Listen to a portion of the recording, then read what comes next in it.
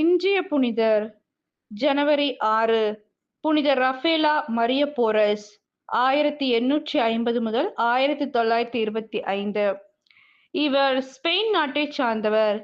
இவரது தந்தை ஸ்பெயின் நாட்டின் மேயரான பேத்ரோ அபெத் ஆவார். தனது 4 வயதிலேயே தன் தந்தையை இழந்த இவர் தாயின் பராமரிப்பில் வளர்ந்து வந்தார்.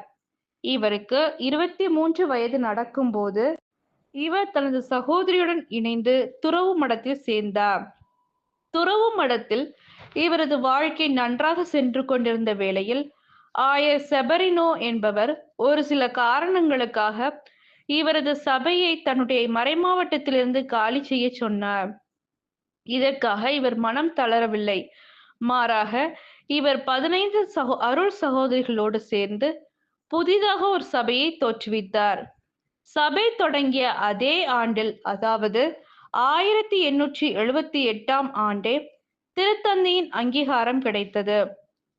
குழந்தைகளுக்கு கற்றுக் கொடுப்பதையும் தியானம் கொடுப்பதையும் முதன்மையாக நோக்கமாக கொண்டு தொடங்கப்பட்ட இச்சபை மிக குறுகிய காலத்திலேயே விரைவாக வளர்ந்தது. இச்சபையின் தலைவியாக இவரே நியமிக்கப்பட்டார்.